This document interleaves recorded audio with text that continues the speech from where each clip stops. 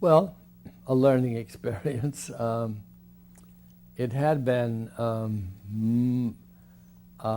there was at that time a very well-known theater prize. I forget what it's called, but it was very sought after by young playwrights. And it was entered, and Herman Shumlin was one of the judges.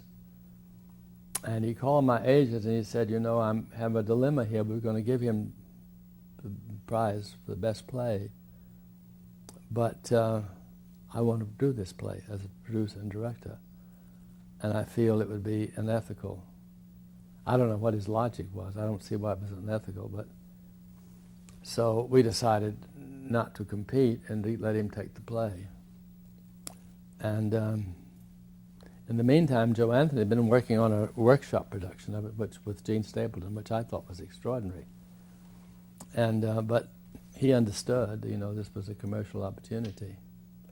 So I worked with Shumlin for about 6 months on the play, and we just we did not get along. But I suddenly realized, which is something I've had to meet often in my life, is that you better be sure of your own vision and without arrogance stand firm.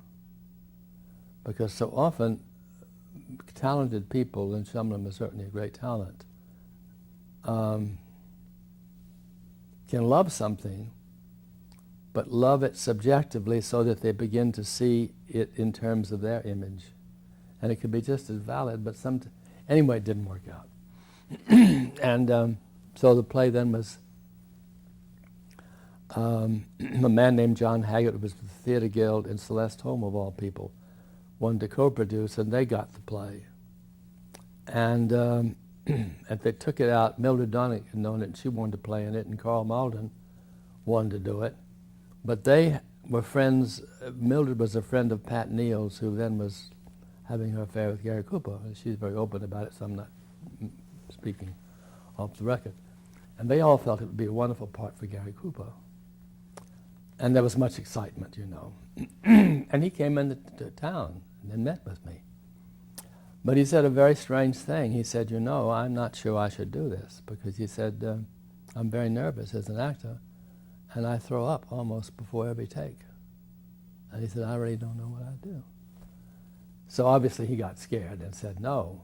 And that broke up that little triumphant thing there. And then in the meantime, he did a film called High Noon.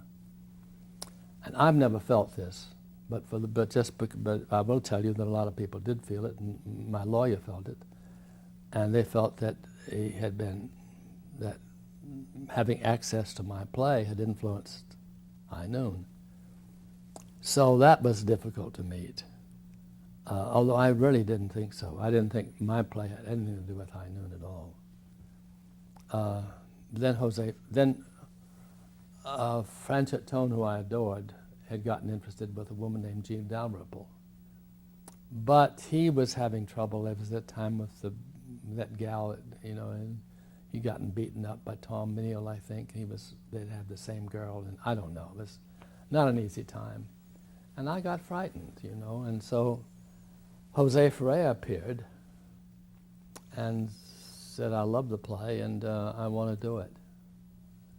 And so I pulled away from Franchot, much to my regret now.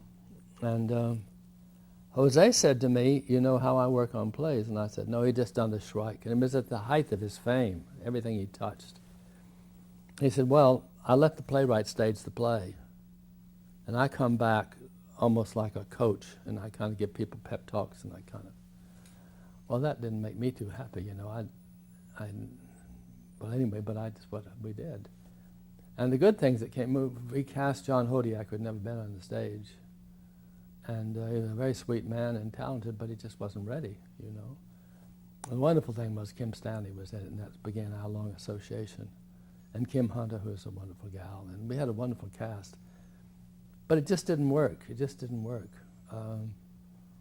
And you know, we ran for a while, and so I turned it into a novel. And then Sam Spiegel, because of a guy named, I can't think of his name, well-known television director, took it to him. And Sam bought that in 2 of my one-act plays that had been done on television, and said he decided to do it as a film. And he got Lillian Hellman to do the screenplay. And she said, and indeed she did, use it as a departure. So what finally arrived on screen had nothing to do with it. But that's a long story, but that's pretty typical of